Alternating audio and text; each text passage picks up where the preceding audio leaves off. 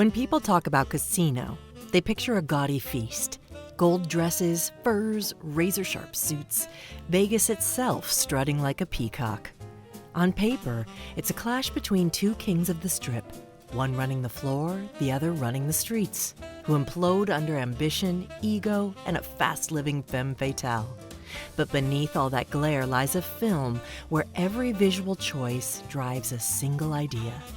Power is fragile, control is temporary, and collapse is inevitable. This year, Casino turned 30 years old, and the Tribeca Film Festival had a 30th anniversary screening, sans Sharon Stone, which was disappointing. But hey, we'll take what we can get. This was the very first film we covered on Look Behind the Look with makeup artist Tricia Sawyer. She gave us the inside scoop on the 30-plus looks she built for Sharon Stone.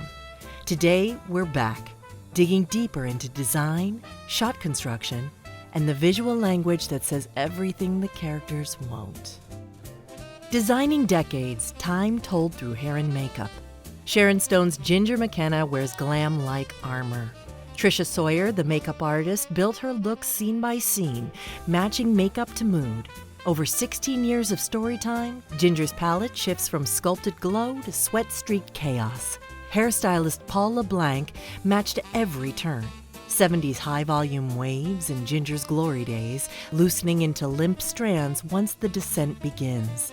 Foundation cakes, lip liner feathers, lashes cling by a corner, still signaling control, even as cracks widen.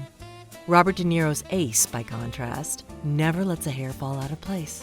Each comb-over, each perfect part, underlines his obsession with order while the world spins off its axis. Hair and makeup are the silent gauge of how badly each character is losing the game. Here are some of my favorite clips from our first episode of Tricia sharing her process on set. Sharon loves makeup. She loved makeup, she loved hair, she loved to wear it, to really just get into the character. I love helping create a story. And if I can have a small part in helping an actor create that, that's everything to me. The first look, that's the most iconic to me, is that high ponytail. Do you want to talk a little bit about walking through the casino that long? It's just everything we all want to be as women, and nailed it. You nailed it. But I always was a huge fan of Marty's long, just continuous takes. I just loved that. And for some reason, I don't know why, but that night I didn't realize that that's what was going to be happening with her. And so when I watched it unfold in front of me, when she did the long continuous take, I was like, oh, this is one of those moments. Oh my God, this is going to be so good. And when she threw the chips up, and then it was in slow motion when I saw it on screen, I just was like, this is just crazy good. Scorsese's involvement in the costume design process was hands-on. He understood that clothing could convey a character's inner world and social status. This collaborative approach ensured that every costume piece was not only period accurate, but also deeply connected to the character's narrative arc. Costume designers Rita Ryack and John Dunn were entrusted with a $1 million budget to authentically capture the opulence and decay of 1970s Las Vegas. Their collaboration with Scorsese was integral, as Scorsese, the son of a garment presser and a seamstress, had a profound appreciation for the language of clothing and its role in storytelling. Stone's portrayal of Ginger McKenna was accentuated by approximately 50 unique costumes, each reflecting her character's emotional and psychological state. From vibrant sequin gowns symbolizing her initial allure to more subdued, disheveled attire mirroring her descent. De Niro's Ace underwent over 70 costume changes, showcasing a spectrum of bold colors and patterns that mirrored his desire for control and perfection. The selection of suits, ties, and even tinted glasses conveyed Ace's meticulous nature and his grip on the casino empire. De Niro himself went the extra mile to speak with Frank Lefty Rosenthal, the man his character was based on, in order to fully embody Ace with every piece he wore. The costumes in Casino are extensions of the characters themselves. They provide insight into the personas of Ginger and Ace, revealing their ambitions, vulnerabilities, and transformations throughout the film. While Ginger unravels, Ace tries to tighten his grip. His looks stay crisp. Pressed suits, manicured grooming, symmetrical ties. His clothing changes constantly, but his style never shifts. That's the illusion. Motion without vulnerability. He's spiraling too. He just doesn't let it show. Even the extras in Casino were fully styled. Dozens of wigs, eyebrows shaped tailored to the decade, sideburns aged for authenticity. The background is doing quiet storytelling, telling us where we are in time, who holds power in a room, who's watching, and who's performing. This was a world where appearances mattered more than facts, and the entire team understood that down to the hemline and frame. As for the production design, in 1996, Scorsese spoke with Sight and Sound about working with production designer Dante Ferretti. The casino we used, the Riviera, looked like the 70s, although it was only built in the late 70s. That was the centerpiece. Then we were trying to find houses that were built in the late 50s or early 60s, which are very rare. There was one house which we finally got, and I laid all my shots there, rehearsed, and then about 2 weeks later, we lost it. Then we had to find another house. And finally, it all worked out for the best, because that's the best one we found. It was an era of glitz, a word I heard for the first time in the 70s, and I think you can tell what Dante brings to a film when you just look at the bedroom. Especially in the wide shots, in the scene where she's taken too many pills and she's crying, and he's trying to help her. There's something about the way the bed is elevated, and it looks like an imperial bed, a king's or a queen's bed. There's something about the wallpaper, everything, the dishes on the walls, that says a great deal about character. Dante made it regal, not just in bad taste, even though some of it is bad taste, but the quality is good, and that moire silk headboard is a backdrop for a battleground. A silk battleground.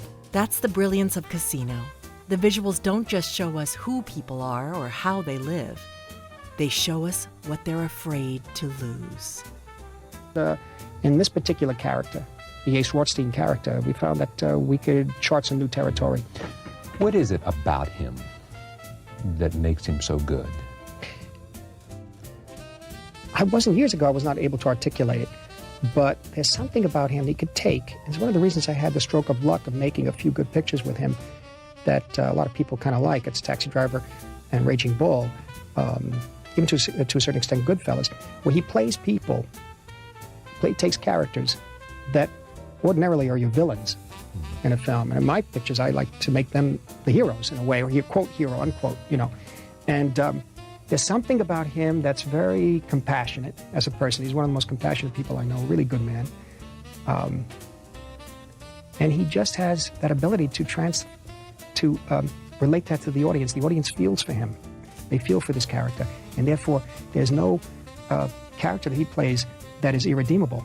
Yeah. So he has some way to give that audience a way to hook into whoever he plays. Yeah. Crafting the scene the way Marty works. One of the most unforgettable aspects of Casino is how Martin Scorsese works as a director and his remarkable way of enacting his vision. The film impeccably documents the world and immerses us in it. With over 289 scenes, Martin Scorsese worked with departments the way a conductor works with an orchestra. He enlisted a highly accomplished group of artisans, including cinematographer Robert Richardson, ASC, and his crew, gaffer Ian Kincaid, key grip Chris Centrella, and his first camera operator Don Thorne Jr., as well as production designer Dante Ferretti and costume designers Rita Ryack and John Dunn. This creative team became the beating heart of crafting what has become one of the most celebrated and ambitious mob epics. For example, Scorsese insisted on full costume fittings before rehearsals, not just to approve the look, but to help actors feel who they were becoming. Just like the makeup, the costumes were psychological tools. Scorsese's filmmaking doesn't separate story from style. He uses them together to create a feeling. According to a 1995 New York Times review of the film, it was outlandish and yet becoming. The flashy 1970s costumes are a movie in themselves thanks to Rita Reich and John Dunn, who show off Ms. Stone to traffic stopping effect and find Ace more colors than there are in the rainbow.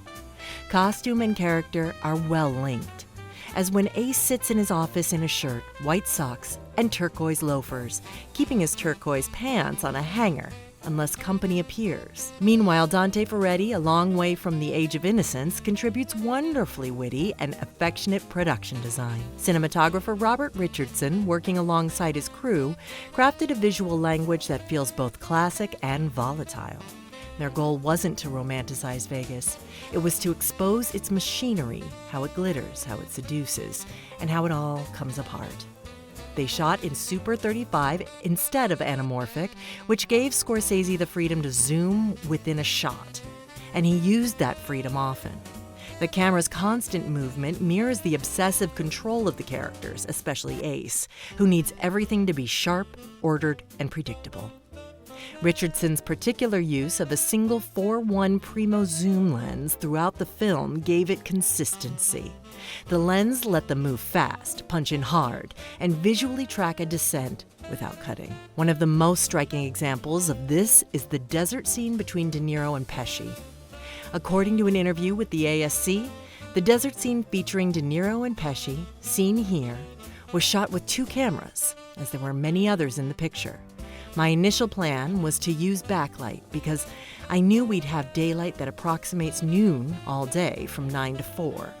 This light is very steep. I was hoping to use backlight as much as we could and then cover the characters for a remainder of the sequences. But by the time we got into this sequence with Bob and Joe, I realized that Martin wanted to cover both actors simultaneously to catch the improvisation. So we went with hard, direct light instead.